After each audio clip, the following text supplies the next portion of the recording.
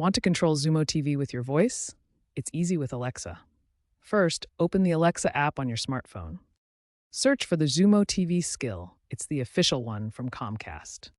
Enable the skill and link it to your Xumo account using your login credentials. Then just say, Alexa, enable Xumo TV to finish the process. This lets Alexa act as a remote, letting you say things like, Alexa, play ESPN on Xumo TV, or Alexa, search for comedies on Xumo.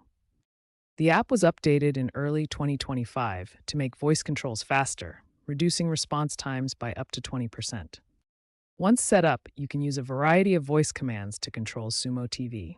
Try playing specific channels, searching for content, or controlling playback hands-free. If you have problems linking your account, especially after changing your password, try resetting the Xumo TV skill within the Alexa app.